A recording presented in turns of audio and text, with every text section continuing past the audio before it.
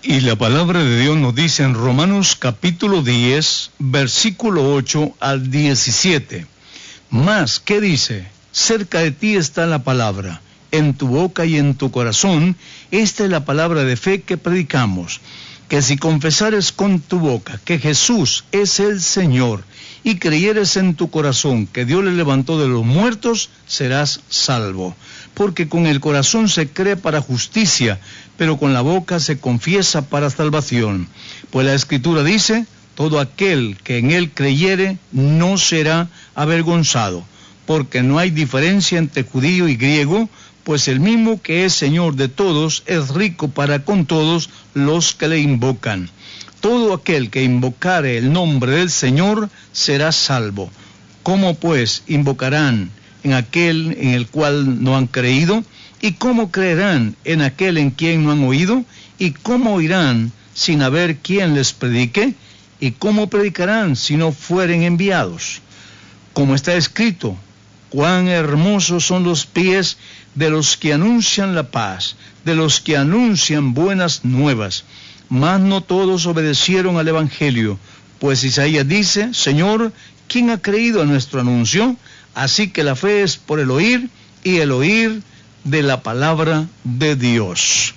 El que invoca el nombre del Señor será salvo.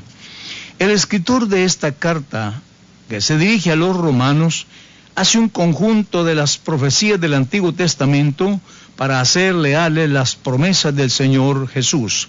Empezando desde Joel capítulo 2, verso 32, Isaías 52, 7, Isaías 53, 1, Dios no hace promesas y se esconde de ellas. Dios cumple lo que ha prometido, porque Él es el Dios de verdad, el Dios verdadero. En sus promesas y en sus palabras no hay sombra de variación, ni tampoco hay familiaridad con la mentira. Dios es verdadero, y en eso se caracteriza el Dios único que tenemos, que es un Dios de verdad. Todo aquel que en Él creyere no será avergonzado. Cuando nos agarramos de las promesas del Señor, esperamos confiadamente que Él lo hace todo. Todo aquel que en Él creyere no será avergonzado. Delante del enemigo, el Señor nos da la victoria. Puede ser que algunas veces tengas, hermano, hermana, una situación que parece una derrota, pero con ella Dios está probándote y enseñándote que allí está Él contigo. Porque algunas veces sucede que mientras estamos pasando algún problema, creemos que Dios se ha retirado de nosotros. Por el contrario, Dios está siempre ahí con nosotros. Él dijo, yo estoy con vosotros todos los días hasta el fin del mundo. Cuando Él dice, yo estoy todos los días, entonces está diciendo de que no hay día malo para nosotros. Sí hay dificultades, sí hay luchas, sí hay victorias también. Pero cualquier que sea el día, sea con un sol fuerte, sea un día gris, sea un día oscuro, siempre el Señor está ahí. Pero el enemigo quiere decirte que si estás pasando una dificultad, como que si Dios te ha dejado, te ha abandonado, y ese para desafiar tu fe y luego desanimarte. Pero hermano, levanta la cabeza y apóyate en las promesas del Señor y Él te va a dar la respuesta. El llamamiento y salvación es para todos. No hay acepción de personas delante de Dios. Dios no se escrupuliza de nadie. Así que de esa manera tenemos un Dios poderoso que salva al rico, al pobre, al sano, al enfermo, hasta al mendigo. Todos tienen un alma del mismo valor. Así que Dios no busca altura de la persona en ningún sentido, sino que todo aquel que tiene un ser viviente en sí, tiene responsabilidad para con Dios. Sea judío, sea griego, sea de cualquier nacionalidad. Dios en Jesús ha pagado un precio por todo ser humano para que obtenga gratis su salvación. Y esto quiero que lo grabe muy bien, que la salvación no tiene un precio ni de oro, ni de plata, ni ningún metal, porque la salvación le costó al Señor su sacrificio que no, sinceramente, con nada se puede llegar a valorar. Es tan inmenso que nadie lo puede valorar. Pero cuando nosotros reconocemos al Señor como nuestro Salvador, le damos el valor de lo que Él hizo por nosotros. La salvación no es por dinero, ni por misas, ni responsos, ni por obras hechas por los seres humanos. Dios hizo todo en Jesús. Ninguna persona puede estar haciendo obras para ser salvo. Hay un engaño que le hacen a la gente, que los que tienen buenas obras, estos serán salvos. La Biblia habla de buenas obras y de obliga que la hagamos, pero esas son para ayudar al que necesita, y nosotros tenemos bendiciones, recompensas por eso, pero la salvación es otra cosa. Para la salvación nadie la puede conseguir de ninguna manera humanamente, sino es obedeciendo al plan de salvación que el Señor ha hecho para nosotros, y hay un plan de salvación definido. Es lamentable cuando tenemos predicadores que solamente le dicen a la gente: levante la mano, asista a los cultos y dé sus ofrendas y sus diezmos, y eso es todo. Ese es un asunto diferente. La salvación no es eso. Otros creen que con andar regalando comida, otras cosas a la gente, ya con eso lo tienen todo. Tampoco. Hay otros que hasta aún dicen: hay que visitar a los presos en las cárceles, porque la Biblia nos dice que hay que visitar a los presos. Pero la Biblia no está hablando que vaya a ver a los asesinos o los tipos que están allí presos. Pablo estaba hablando de los creyentes que en esa época estaban prisioneros por causa del nombre de Jesús.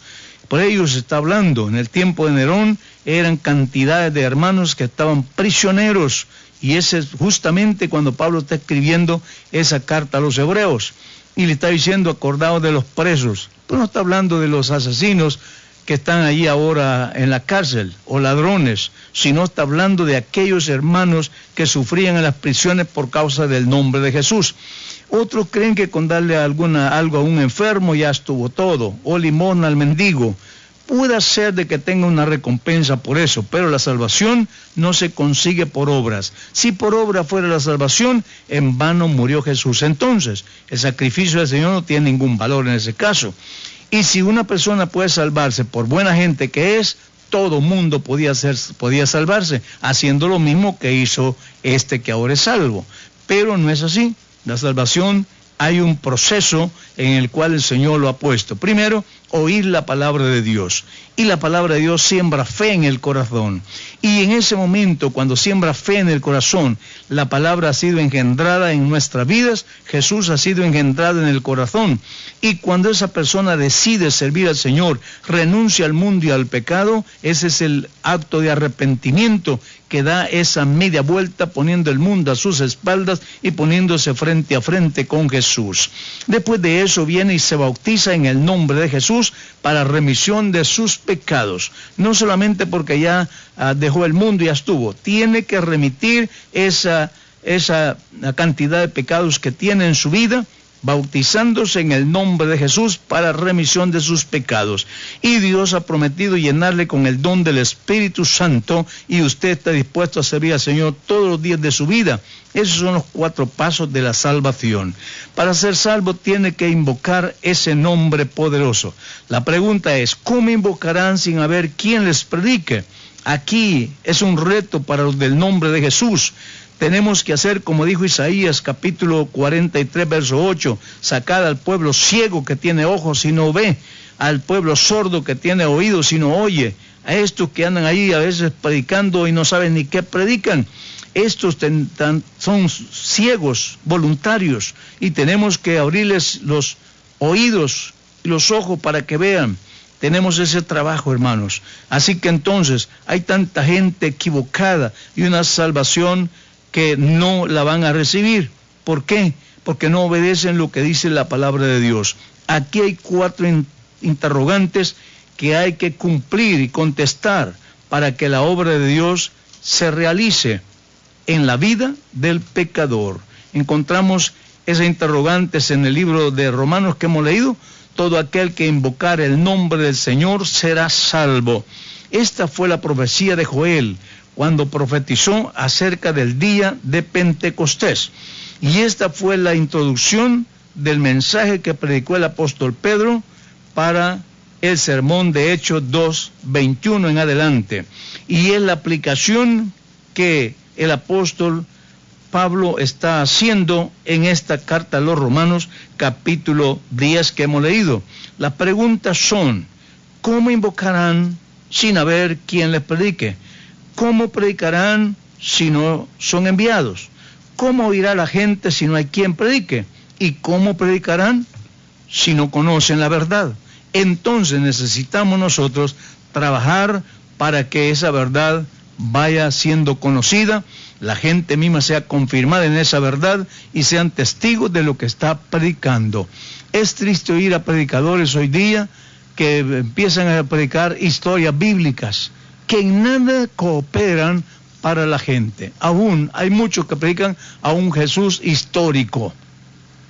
Predicar a un Jesús histórico es empezar a decir: hermanos, el Señor anduvo predicando, Él le abría los ojos a los ciegos, hacía oír a los sordos, levantaba paralíticos, levantaba muertos, y tantos milagros, hermanos, que hacía el Señor, y todos dando gloria a Dios y todos contentos. Pero ¿en qué nos sirve a nosotros todo eso? ¿En qué? No es de predicar a un Jesús histórico, es de predicar a un Jesús del presente. La gente tiene necesidad del Señor ahora. ¿Cuál es la necesidad que la gente tiene? Entonces tenemos que hablar de lo que el Señor puede hacer en la vida de las personas ahora. Encontramos ya los pactos cancelados que Dios ha hecho y ya están cumplidos. Y esos pactos, al estar cumplidos, ya no funcionan las promesas que tenían esos pactos. Los pactos y dispensaciones que caducaron ya no funcionan. Por eso es que tenemos un nuevo pacto. El nuevo pacto que conocemos como el octavo pacto en el orden, pero es el nuevo pacto, es decir, el que está en función. Hay 7 pactos que tiene el Antiguo Testamento. En ese Antiguo Testamento tenemos 7 pactos, pero esos 7 pactos fueron individuales, fue hecho con individuos. Y entonces esos pactos ya no funcionan, porque todos están trasegados en el octavo pacto, que es el que está en función. Es importante conocer en qué pacto vivimos, bajo qué dispensación vivimos, para conocer también el tiempo en que estamos viviendo. Ahí encontramos en el Nuevo Testamento esos pactos. Pacto donde se resumen todos los 7 pactos del Antiguo Testamento, están trasegados al nuevo pacto, que es el Nuevo Testamento. Y para Dios lo que está en urgencia, lo que está en vigencia y lo que tiene valor es lo que dice el nuevo pacto, porque los otros ya están cumplidos, están cancelados. Donde Dios está comprometido con toda la raza humana es en el nuevo pacto. Las promesas de los pactos y dispensaciones pasadas ya no funcionan, ya no tienen ningún valor. Por eso es que Santiago nos decía que hay gente que pide y no recibe, y él mismo dice porque no saben pedir. Están pidiendo cosas de los pactos pasados y eso ya no funciona. Entonces tiene que pedir las cosas que están encerradas en este pacto nuevo, y esas son las que están ahora en función. ¿Por qué? Porque es lo que Dios está haciendo. Es como cuando nosotros estudiamos escatología. Escatología es la materia que nos ubica para conocer las profecías ya cumplidas, las que se cumplirán y las que se están cumpliendo. He oído a muchos predicadores estar aplicando profecías del pasado, diciendo que estamos en esas ahora o que se van a cumplir más adelante. Eso es estar mal ubicados. Tenemos que agarrar. Por eso es que usted nota, hay programas que oímos ahí, historias de todo el libro de Números, del libro de Éxodo, de todo. Son historias. Pero el nuevo pacto es el que el Señor firmó, selló con su propia sangre, lo firmó con su propia muerte y lo justificó con su resurrección. Tenemos que estudiar qué tenemos en ese pacto nuevo. Las promesas de este pacto son las que se cumplen y esas son las que tenemos que pedir. Por eso Santiago decía, pedid si no sabéis pedir, y no recibir porque no sabéis pedir, porque está pidiendo lo que ya pasó, donde Dios estuvo comprometido.